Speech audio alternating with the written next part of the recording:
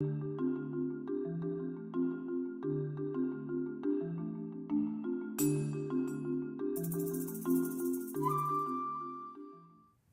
evening, welcome to Twin Talk. My name is Jonathan Colby-Rydell, and tonight I'm joined by a very special guest, former Congressman Dennis Ross. Nice to meet you, Mr. Thank Ross, you, Jonathan. by the way.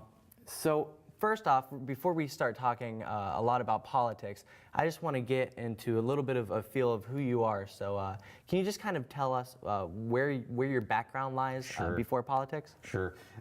Before I got into elected office, I was a practicing lawyer here in Lakeland. But prior to that, I had always had a passion for the political arena. So my wife and I, who we met in high school, pretty much were involved in political parties, elections, things of that nature, all the way through our relationship and through our marriage.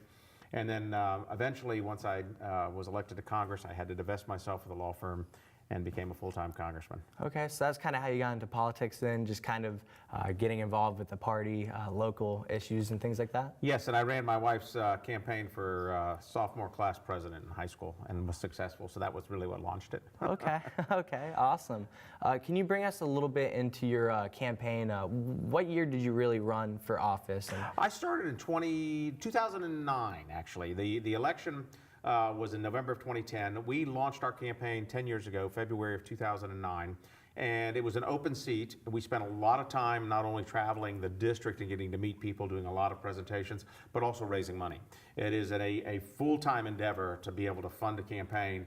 We had to raise a little over $1 million in our first campaign. Wow. And so that takes a lot of time and quite a commitment. So we started early, almost 2 years out. Okay, yeah, so you had a busy schedule going into the election. Very busy schedule. Okay, okay, well, awesome.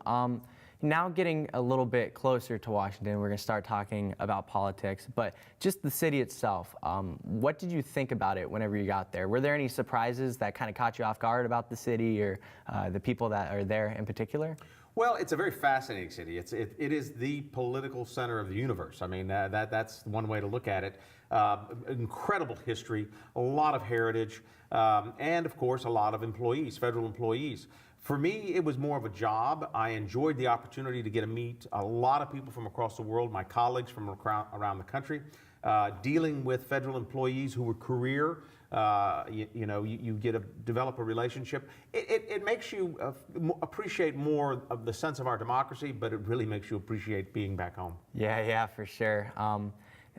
Did you happen to ever visit the White House? Anything cool like that? I had many visits to the White House. My last visit, I think, well, the last visit was the Christmas ball there this last December. But Okay. I've been to Rose Garden receptions. I've flown on Air Force One with the president. I mean, there's been some fascinating things that I've been able to do as a member of Congress, which I really enjoyed. It's a blessing beyond belief. Okay. Absolutely a blessing. But I also felt that my time should be short.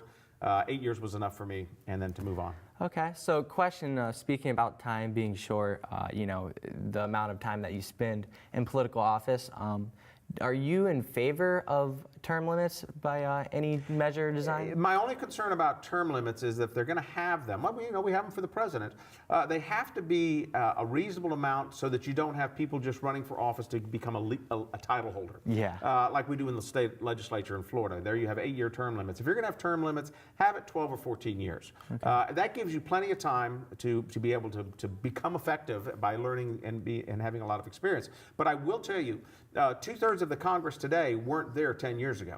So term limits have a sense of making themselves happen regardless of having it mandated. Yeah, so you're saying that the voters, they might say, it's time for something new. The voters, and it takes a toll on your lifestyle. I mean, you're traveling every week up there. You're in meetings every day. It wears on you. So, I think the average time is about 6 years for a member of Congress. Okay, wow. Well, I guess you outlasted that then, huh? Yeah, good enough for me. Yeah, that sounds good. So what did you learn in Washington? Well, I learned that what President Truman said was true, that if you want a friend in D.C., go get a dog. It's a dynamic arena of conflict resolution with more focus on conflict than there is on resolution. Mm-hmm. But it was an exciting time to be able to do things. I mean, you get a chance to actually affect someone's livelihood, good or bad, and you have to take these things very seriously. dealing with constituents back home, the widow who can't get her Social Security disability benefits, the veteran who can't get his medical appointments, Medicare patients, things of that nature, the things you don't read about in the paper, those were exciting for me because it meant that you were doing your job as a conduit between the federal government and the people back home. Okay, yeah. Just speaking legislatively, is there anything that you ever are necessarily more proud of than the rest? Something that you kind of push for to be passed, or were part of? I was part of a lot of legislation. One of the things that I enjoyed doing, my good friend Democrat Gwen Graham and I co-sponsored a resolution to require high school students to take the civics exam for citizenship into the United States. Okay. It wouldn't cost anything, it wouldn't affect their grades, but it would show how much they either do or don't know about U.S. history and about civic engagement. And unfortunately, it didn't go anywhere outside of the House, but that was a nice little passionate endeavor for me. Yeah, that's awesome. Speaking, you're just talking a little bit about friends on the other side, Democrats.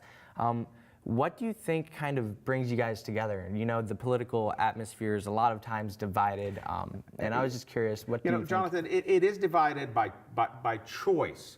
But if we were to really focus that choice on commonalities, we would realize how much we have in common. And I think that's what the American people expect us to do. At the American Center for Political Leadership, those are the survey results that we found. That's over 78% of the people that have been surveyed expect us to find common interest and get things done. And it will happen, but you've got to reach across the aisle. You've got to get out of your comfort zone. You can't be all party. No one party has a monopoly on good ideas. Mm-hmm. And some of the best legislation ever passed out of this Congress has been bipartisan legislation. Yeah, okay, awesome. Well, just one last question for you here before I'm going to bring my brother in for word on the street and ask people who they prefer better, celebrities or politicians. I wonder what side they're going to choose here. What did you learn most about yourself in Washington? The city's nice and all that, but what did you learn inside? The one thing I learned more than anything is that if you want to be successful, and engaging what that success is always difficult, but you first of all have to be anchored to faith and you have to be anchored to family. You cannot let the press clippings and the comments that other people are telling you that feed your ego to run your life. You've got to be anchored to something outside of the political arena. You've got to remember that politics is what you do, it's not who you are. Mm-hmm. Wow, that's a great quote. Well, thank you so much. We're going to kick it over to Blake for word on the street. Today we're going to be asking Southeastern University students how much they know about politics and the people representing them. My name is Blake Rydell, and this is Word on the Street.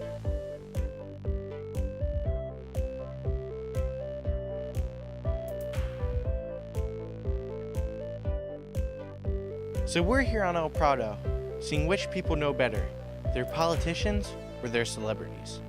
What's your name? Sarah Britt. I'm Josue. Zach Jones. Okay, Ruben Imlaw. Mary Flores. So my name is Maria Andrea Lopez. We wanted to see, do people know their celebrities better? Do they know their politicians better? Or is it kind of a mix between both? So I'm going to start off with the celebrities. Does that go with you? Yeah, of course. Let's do it. Do you know who this is? Okay, Beyonce. She is Beyonce. Do you know who this is? Beyonce. It's Beyonce. Queen Bee, right? Yeah, I guess so. Do you know who this guy is? Yes, Drake. I believe that's Drake. Yeah. He is Drake. You went 3 for 3 on the celebrities, right? Yeah. Now we're going to politics. It's a little harder. I'm assuming you know who this guy is, right? Yes, that's our current president, Donald Trump. That's Trump. Donald Trump. Donald Trump. You know him from Twitter, right? Also that, yeah. Do you know who this guy is? That's our vice president, Mike Pence. Michael Pompeo. Does he look familiar at all, or I don't think so, no. is there anything that you learned or maybe that you kind of realized today? I'm definitely not as into politics as I thought I was. That's all we have for this edition of Word on the Street. Stay tuned for our next episode. Until then, I'm Blake Rydell.